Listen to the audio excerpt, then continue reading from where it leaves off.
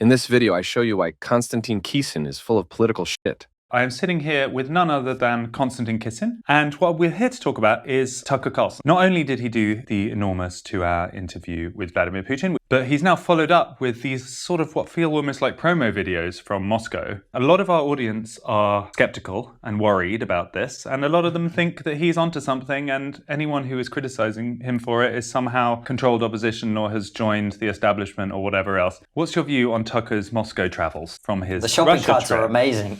Because they have this special little voucher, which I think I've seen in Sweden and in the UK Well, and everywhere. just on that point, Freddie, it's so fascinating to me, but because I share Tucker's amazement when I first came to England when I was 13 years old from Russia. Of course, these old things are Western inventions that we've had in this country for decades. And I was amazed to see, shopping trolley, you can put a coin in and whatever. I don't actually understand who is impressed by the fact that there's a shopping trolley.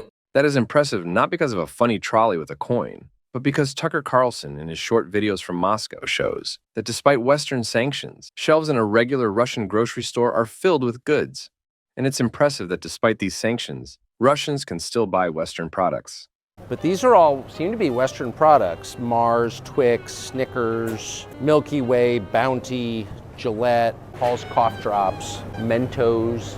It's pretty non-sanctioned to me, but what do I know? And let's not overlook the jaw-dropping price difference. Russians pay about 4 times less for the same goods compared to Americans in the United States. So we were guessing what this would cost. Everybody hears from the United States, buys groceries, and we didn't pay any attention to costs as we were just putting in the cart what we would actually eat over a week. We all came in around $400, about $400. It was $104 US here.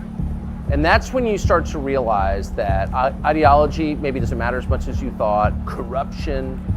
If you take people's standard of living and you tank it through filth and crime and inflation, and they literally can't buy the groceries they want, at that point, maybe it matters less what you say or whether you're a good person or a bad person. You're wrecking people's lives in their country, and that's what our leaders have done to us.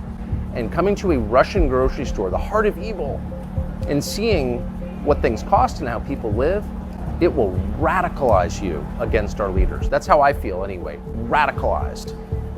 It seems that Konstantin Kisin attempts to divert viewers' attention from the main topics in Tucker Carlson's shorts to something as trivial as a funny shopping trolley with a coin. Or, by the way, he put another one out where the replacement for McDonald's, which is stolen on McDonald's recipes, Was better. As good. So why is that? I've never understood why that's impressive. Here we go again. The main message of the video about Russian McDonald's is the price which Russians pay for the same amount of tasty junk food, despite, again, the whole Western sanctions put on Russia.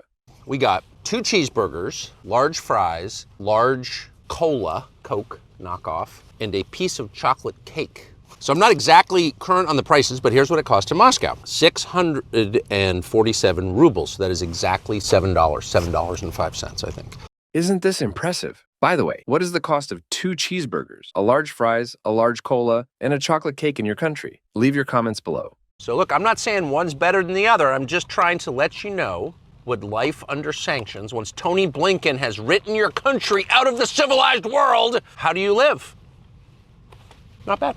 I can't say with 100% certainty that these two I can't say with 100% certainty that this same-sex couple of political influencers are part of a controlled opposition. But if they are, that is exactly what they would do. Not attack Tucker Carlson directly, but try to shift the viewer's attention from the main messages of Tucker Carlson's videos, which do not correspond to the agenda of the establishment. But maybe I am wrong and Konstantin Kisin is right. And Tucker Carlson has been radicalized in Moscow because, for the first time in his life, he saw a shopping trolley with a coin.